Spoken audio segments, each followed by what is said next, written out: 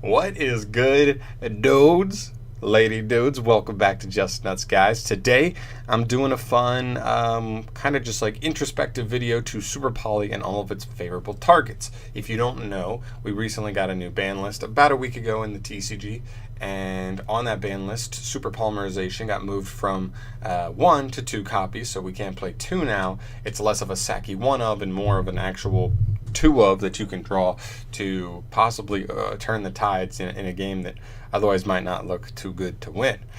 The card's insane. I'll read it real quick so we understand how it works if you are not sure. So Super Poly says, discard 1 card, that's cost, to fusion summon 1 fusion monster from your extra deck using monsters from either side of the field as fusion materials. Cards in effect cannot be activated in response to this card's activation. It's insane, okay? Discarding a card is a nice little way to cap off like what it does, so it can't be just like a +2, but it is, I think, a +1 for you in almost every situation you use it. It just takes monsters from your opponent's side of the field as long as they have stuff that is viable targets for your fusion monsters in your extra deck. You can just take theirs and use it, and it also cannot be responded to, which is insane. It's a quick effect. It's nuts, okay? We get that. So pretty much we have a couple targets right now that are pretty good in the game, and then I also have some stuff I looked into pretty much every single fusion effect monster, and pretty much made a list of all the ones that are actually really interesting, possibly for the future, possibly for spicy text now, but let's hop into it. So we're going to start with the best ones right now. This one is, I don't know if this one's the best one right now, but I think this one will always be in people's mind when they're thinking about super polymerization. It's Starving Venom Fusion Dragon. Its effects are decent. It gets really big the turn it's summoned, and then once returning can target a level 5 or higher monster until the end of his turn. He takes its name and abilities, and then if he is destroyed, you can destroy all of your opponent's special summon monsters. So he does a lot. He gets huge, he copies effects, and when he's destroyed, he wipes your opponent's special summon monster. So pretty good. But the main thing here is that he takes any 2 dark monsters on the field. He is probably the most generic one on this list that's like really, really good. And it's just that, like, dark is always going to be one of the most supported attributes. Is always going to be the most supported attribute. Not even one of the. It just is. We look at some of the decks right now. Thunder Dragons, Orcus. Those are the 2 big ones. There are other decks too, like a lot of rogue decks. You could say Dark Warrior, some other stuff too that like does go through a lot of dark monsters. And as long as they put 2 on the board and it's an opportune time, you can flip a Super Poly you set first, or playing into a board Super Poly can't be responded to, so you don't really worry about it getting negated or anything. So you can just wipe 2 monsters off the board and summon a huge beat stick at the same time. So he's really, really good. Just the fact that he's so generic, he's always going to be probably like the #1 Super Poly target, even as decks phase in and out of meta. There. Another one that's like kind of very similar to that one is Predaplant Drago Stapelia, another dark-based fusion monster. It takes any fusion and any dark monster. So not quite as generic because fusions are not as important in our game, but we do have a couple decks that this can really take advantage of. Thunder Dragons being the #1 thing, which is pretty important because the Thunder Dragon archetype is half light and half dark. So sometimes they have like lights and darks, but not 2 darks. So sometimes you need this where you can take a Titan and any other dark and still make the fusion, still make your Super Poly worth and crippling in that instance. And his effect is really good, just negating effects. And he's 27, so he is one of the best ones as well. It's a little more specific, so Thunder Dragon may be one of the few decks it does work against, but we'll see where it ends up. Another way to hit Thunder Dragons is Thunder Dragon Titan himself. He takes any 3 Thunder Dragon monsters. If they ever happen to have 3 Thunder Dragon monsters on the board.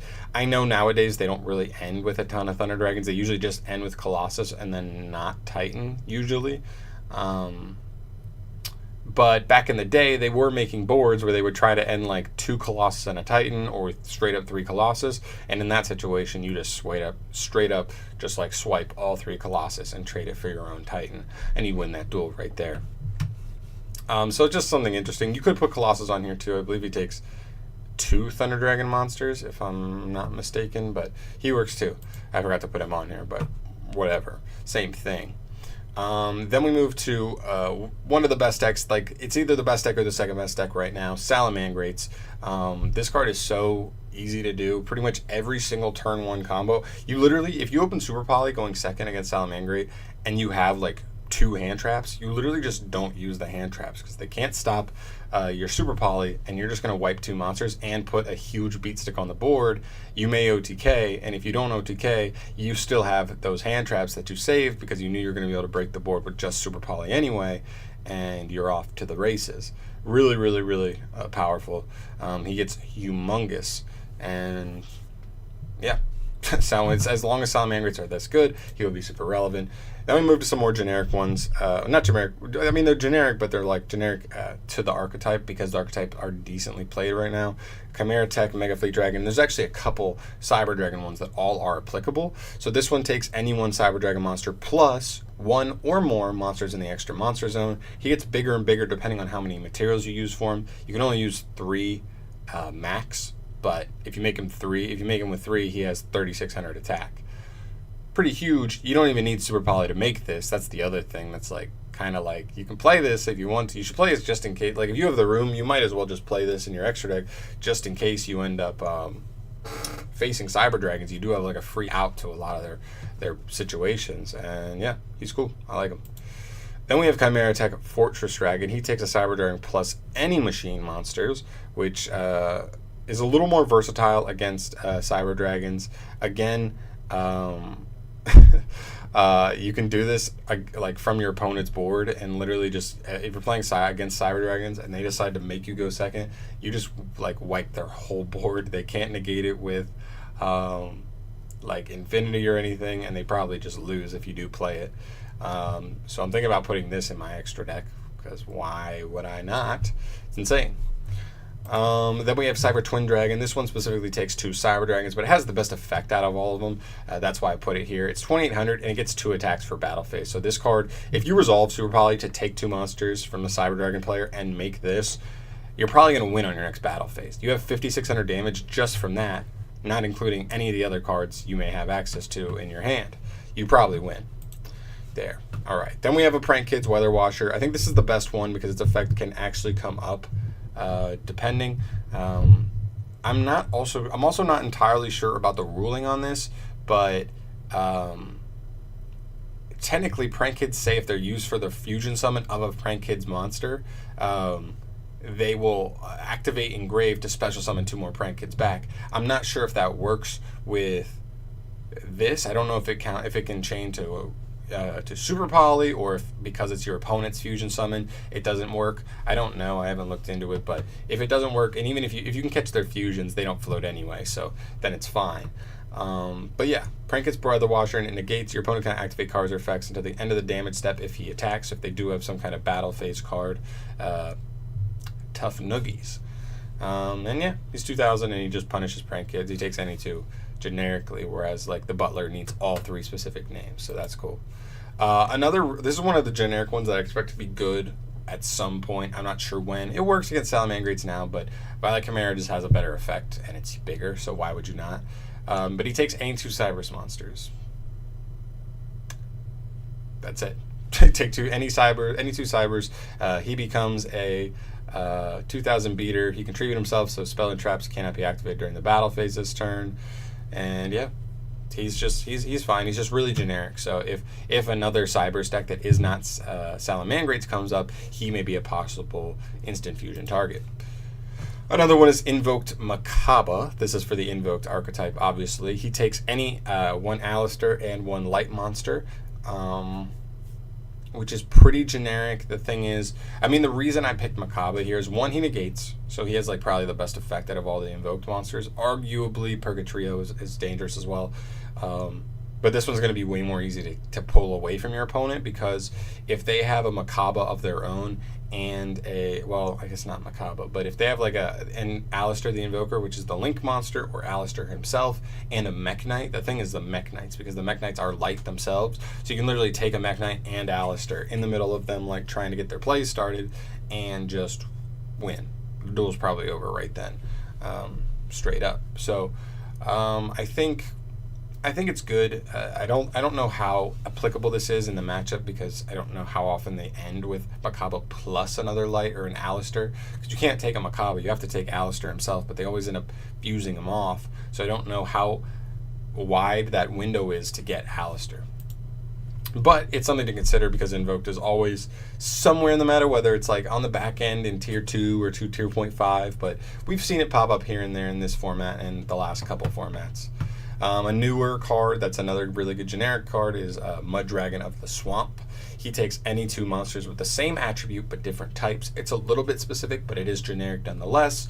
I don't like this has like no use right now, but it is 100% possible that in the future we do get an archetype that does have monsters with the same attribute but different types. I guess Subterrors works, but Subterrors aren't fast enough, right? Like they'd have to put like a Guru and an Archer or a Guru and an Umastrix on the field for this to even be able to work. So, but they're too slow. They don't do that in one turn, so I don't think Super Poly is really worth now. But we could totally see an archetype in the future that does make this card much more worth. Another one is Dragon Necro Nether Soul Dragon. Really crazy name. He just takes any 2 zombie monsters, which is kind of crazy. So he's really, really generic like that, which is nice, kind of like Diplex or Chimera. And yeah, I mean, zombies are always getting support. Like, it's just a fan favorite archetype. We could, every year, we're going to get zombie support. I almost like guarantee that at least somewhere we're going to get decent zombie support every year, just because Konami knows people love zombies. So I wouldn't be surprised if zombies ever are popping in and out of the meta. They actually have been. I mean, they're a decent, like, they have a stun variant, they have like a combo variant combined with like dangers and stuff, and with those, I mean, we've already seen them be dangerous. So this is a considerable card even right now. I mean, you might run into one at a big tournament, who knows. Then for the more kind of futuristic ones, where we're kind of looking at the future and possible ones that could be really good, we have Ida 10, the Conqueror Star. He takes any 2 level 5 or higher warrior monsters. That's pretty generic, but also it needs a kind of a specific archetype, like with Lynx and Xyz and stuff. Like, people aren't summoning a ton of big monsters from the main deck like that usually, so we'll see if a specific archetype comes out that does drop multiple big warriors. But if they do, this card will be immediately considered for your Super Poly extra deck targets. There. Another one is Panzer Dragon. This one is weird. It's weirdly specific. It takes a machine and a dragon. I think this one is off to the... I put this one off to the side because not a lot of decks like to just mishmash a ton of stuff like that, right? Like, you see Cyber Dragons, they play a machine, but they don't play dragons. You see Guard Dragons, but they don't play any machines. It take kind of a specific archetype to kind of meld the two, or like a weirdly specific good synergy between 2 archetypes to mesh the 2 in a situation where this would be usable. But it has a nice float effect, you know, to just pop something if it ever dies, and a 2600 booty. And other than that, I just think unless a specific deck comes out with those 2 types combined, we won't really see this used. A really kind of spicy one here is Elder Entity Intis. So, so one, this card is already like a Gale Dogra slash Foolish Burial. No, Mass Foolish Burial, I think, is the one. Whatever the new one is, that like pay off your life points, and then you can send an extra monster to the grave, and this card targets a card on the field to destroy it. So it essentially just becomes like a pop one. So it already could be a target for that if that's like a spicy card you want to play in your deck. If not, its materials are kind of tough. Its materials are literally 1 synchro plus an Xyz. I actually don't even know if you can super poly for this because it says you don't use polymerization. So actually, I don't even know why I'm telling you this because I'm not even sure you can make this, but it's spicy. I just want to bring it up because I love Elder Entity Intis, but I don't know if we'll ever see her be super relevant again, but I don't know. My hopes are alive. Heroes. Vision Hero Adoration is the most generic hero fusion. It takes any 2 hero monsters. Heroes, again, kind of like zombies, are a fan favorite. If we ever do see heroes getting up support, we always see hero support. We got hero support last year. We're always getting hero support. There's a lot of good hero cards. We could see them pop in here and there. And then a couple times last year, we saw Dark Hero be a legitimate deck in our meta, arguably the best deck at one point. before, you know, the ban list after that. And then, yeah, this is just like the most generic one. He gets really big to the end of the turn, 28 beat stick. Like, it probably wins you the duel. Another one here is Lunalite Cat Dancer. This one I could have put at the front because, honestly, Lunalite's won a YCS in the last, what, 5 months? Was it December or was it January? Whatever. They won a pretty recent YCS, straight up won first place. Albeit it was because nobody really knew what the deck did, how they played how they're supposed to play against it, all that stuff. But still, it takes any 2 Lunalite monsters, and if you've got an entire extra deck and you just decided you're playing a deck that does not touch the extra deck, like if you're playing like true Dracos and you're like, I'm not going to use the extra deck at all. I'm just going to put 15 Super Poly targets in my extra deck, and I'm going to side 2 Super Poly, and I just want to win button against a lot of decks. You could, like, why not? If that's the way you want to go, and you might as well throw one Cat Dancer in there. Although at the same time you do have Starving Venom Fusion Dragon, and Lunalites are a dark deck, so tomato. But still, this card helps you OTK pretty well as well. Photons is another one, kind of like Heroes. It's one of the fan favorite you know, archetypes from one of the main characters of the show. It takes any 2 Photon monsters, so pretty generic that way.